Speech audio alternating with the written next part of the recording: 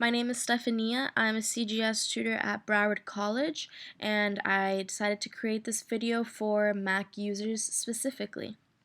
So the first thing you want to do to open up your Word document is open up your Launchpad, which is where all of your applications are found, locate Microsoft Word, and create your blank document. Once you arrive at this page, you will notice that the first tab is the Home tab. Usually the File tab is the first tab, and in this case the File tab is going to be found up here. As you can see, this ribbon has many other tabs, but we won't really be using them much because these tools can be found in the actual Word application. So File is where you're going to want to open up a new document, save the document that you're working on, give it a title, etc., etc. This is a very important tab, so need not forget that it is up here. Let's get started on the tabs that are on the Word application. So we have Home, Insert, Design, Layout, References, Mailings, Review, and View. Home can be considered a sort of shortcut menu as it has many functions. This is the font section, this is the paragraphs and spacing section, and this is the style section. So for the font section, as you can see, I'm going to type the word hi.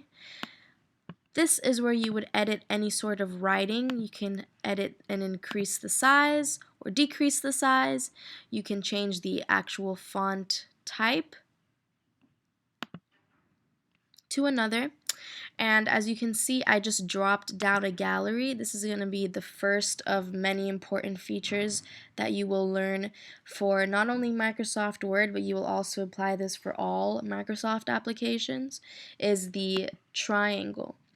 So every time you see a little downwards facing triangle next to a feature, it means that there are more options, and if you click on it, a drop down gallery will appear. So it's really important that most of the time, if not all of the time, when you are working with a feature, is to never click on it right away because it may just insert it instead of looking for all of your options first, making sure that you have selected what it is that you want, and then inserting it. So again, this little triangle feature is very important for knowing exactly what you want to insert. Moving on to the Insert tab.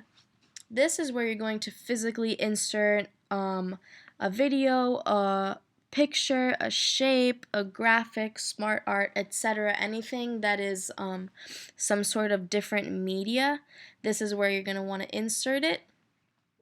That includes tables, that includes charts, music, etc.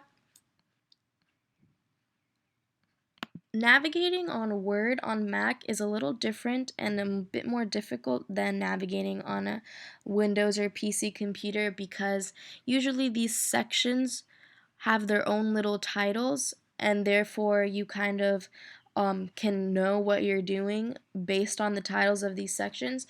But since we don't have the section titles, the only kind of lifeline that you have in this case is hovering your mouse over the feature itself so that you know what it does or what it is. So for example, here, insert equation, insert date and time. So, right, this is where you can insert a header, a footer, a page number, a text box, etc. All of that you would find it on the Insert tab and select to insert. So, for example, let's insert this square shape. And as you notice, the square shape is now selected and this little shape format tab has appeared.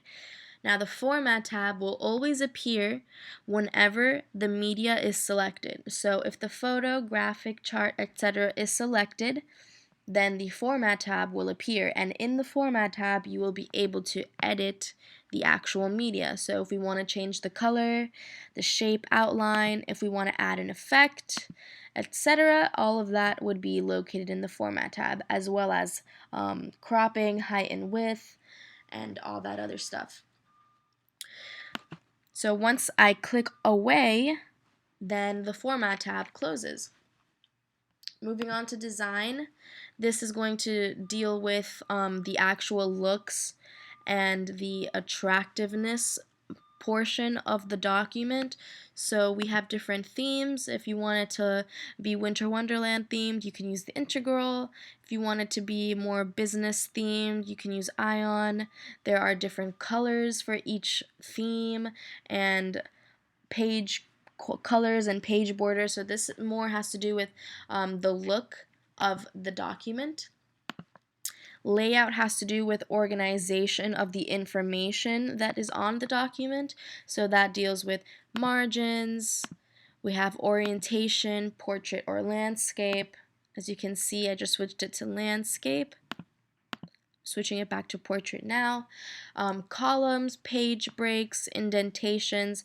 Again, this has to do with the spacing and organization of usually bodies of text.